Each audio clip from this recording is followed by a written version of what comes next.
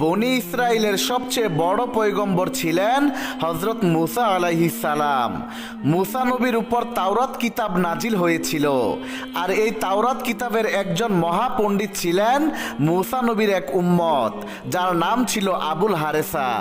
তাওরাত কিতাবের পণ্ডিত হারেসা একদিন কিছু শিষ্যদের কাছে গিয়ে বললেন, আমি তাওরাত কিতাবের এত বড় পণ্ডিত, আর এই কিতাব নাজিল হয়েছে আমাদের নবী মুসা আলাইহিস সালামের উপর, আর আমাদের নবী মুসা হলেন আল্লাহ তাআলার সবচেয়ে বড় পয়গম্বর, কিন্তু তার উপর নাজিলকৃত তাওরাত কিতাব আমি রিসার্চ করতে গিয়ে একবার নয়, দুবার নয়, ৯৯ বার আমি একটি নাম কিতাবে পেয়েছি, যে নামটি হলো আহমদ। কিতাবে উল্লেখ আছে উনি হবেন আখিরি জামানার নবী, কিন্তু আমাদের নবী মুসা তো আল্লাহর সবচেয়ে বড় নবী, তাহলে তার উপর নাজিল হওয়া কিতাবে কেন অন্য নবীর নাম থাকবে? হে আমার শিষ্যরা, তোমরা শুনে রাখো, আমি তাওরাত কিতাব থেকে সেই নামটি কেটে ফেলার সিদ্ধান্ত নিয়েছি।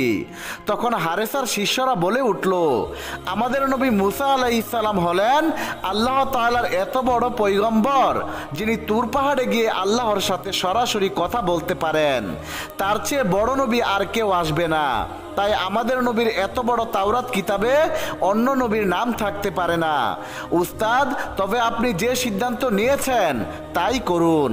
অতঃপর তাওরাত কিতাবের পণ্ডিত হারেসা পরের দিন তাওরাত কিতাব নিয়ে বসলেন। এরপর তিনি তাওরাত কিতাব খুলে যে যে জায়গায় আমাদের প্রিয় নবীর নাম আহমদ নামটি রয়েছে সেই জায়গাগুলো থেকে নামগুলো কাটতে শুরু করলেন। পণ্ডিত হারেসা একটি করে নাম কাটছেন, আর তাওরাত কিতাবের পাতা উল্টিয়ে যখন সামনের দিকে যাচ্ছিলেন সেই সময় তিনি লক্ষ্য করলেন তার পিছনে কেটে দেওয়া নামগুলো আবার আল্লাহর কুদরতে কিতাবে দৃশ্যমান হয়ে যাচ্ছে। হারেসা এটা দেখে অত্যন্ত অবাক হয়ে গেলেন। এরপর হারেসা তার কিছু সতীর্থদের কাছে গিয়ে এইসব ঘটনা খুলে বললেন। সতীর্থরা বলল, তাহলে যদি এমনই হয়ে থাকে তবে আপনি এক কাজ করতে পারেন, তাওরাত কিতাব থেকে ওই নামগুলো একেবারে ছিঁড়ে ফেলতে পারেন। অতঃপর তাওরাত পণ্ডিত হারেসা তার খানকায় এসে কিতাব নিয়ে বসলেন। তাওরাত কিতাব থেকে বিশ্বনবীর আহমদ নামটি ছিঁড়ে ফেলতে লাগলেন, আর এমনি সাথে সাথে আল্লাহ রব্বুল আলামিন হারেসাকে মানুষ থেকে গুইসাপে পরিণত করে দিলেন। গুইসাপে রূপান্তরিত হারেসা তখন চিৎকার করে একটি পাহাড়ের কাছে গিয়ে আল্লাহর দরবারে বলতে লাগলেন, হে মাবুদ, তুমি আমাকে একই করে দিলে। আল্লাহ গো, আমি বুঝতে পারিনি এই নবীকে যে তুমি এতটা ভালোবাসো। আমি ভেবেছিলাম আমাদের মুসা নবী সবচেয়ে বড় নবী। হে মাবুদ, তোমার আখিরি নবীর নামের সাথে এই বেয়াদবির ফল যে এতটা ভয়ানক হবে আমি বুঝতে পারিনি। হে আল্লাহ, ও আমার রব, দয়া করে তুমি আমাকে আবার মানুষ বানিয়ে দাও। হে প্রভু, আমি ভুল করেছি, অন্যায় করেছি, দয়া করে আমার অপরাধ তুমি ক্ষমা করে দাও। এইভাবে প্রতিদিন গুইসাপটি আল্লাহর দরবারে কান্নাকাটি করেই গেলেন, কিন্তু সাপটি আর মানুষে রূপান্তরিত হলো না। অতঃপর গুইসাপটি অবশেষে হযরত মুসা আলাইহিস সালামের সাথে সাক্ষাৎ করার জন্য রওনা হলেন। সেদিন মুসা নবী একটি দরবারে বনি ইসরাইলের কিছু লোকজনকে নসিহত করছিলেন। গুইসাপটি যখন সেই দরবারের অনেকটা কাছাকাছি গেলেন তখন লোকজন বলতে লাগলো, কেউ লাঠি নিয়ে এসো, আমাদের দরবারে গুইসাপ ঢুকে পড়েছে, এই সাপটিকে এক্ষুনি মেরে ফেলতে হবে। মুসা নবী তখন সবাইকে বললেন, তোমরা কেউ গুইসাপটিকে মেরো না, আগে দেখি এই সাপটি এখানে কেন এসেছে।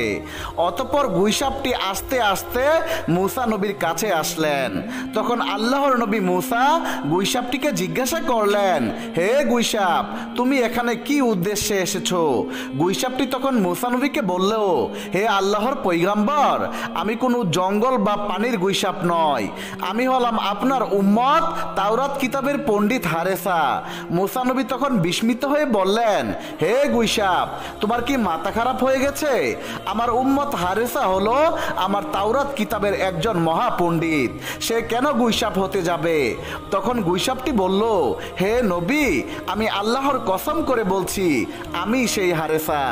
মুসা নবী তখন গুইসাপটিকে বললেন, হে হারেসা, তোমার এই অবস্থা কেন? হারেসা সাপটি তখন বললেন, ও নবী গো, আমি এক বিরাট অপরাধ করে ফেলেছি। আমি তাওরাত কিতাব রিসার্চ করতে গিয়ে বারবার আহমদ নামটি পেয়েছিলাম, আর সেই নামটি ছিল আখিরি নবীর নাম।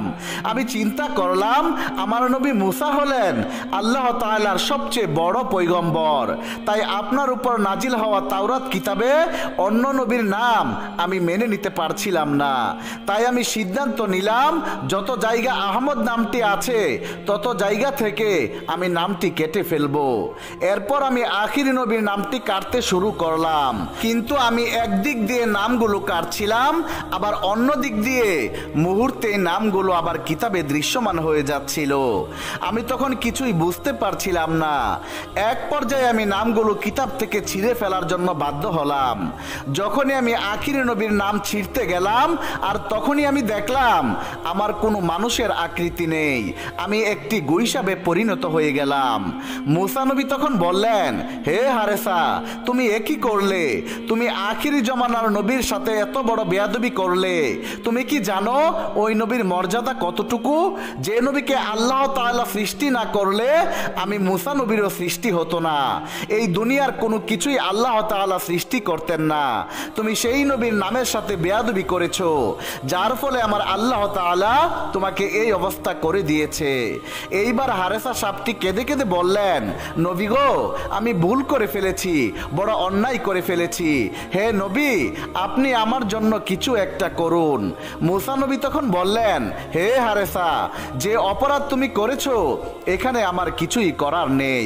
হারেসা সাপটি তখন আবার কেঁদে কেঁদে বললেন, হে নবী, আপনি তো আল্লাহর সাথে তুর পাহাড়ে গিয়ে কথা বলতে পারেন, আপনি একটু দেখুন না, আল্লাহ রব্বুল আলামিনকে বলে আমার অপরাধ ক্ষমা করে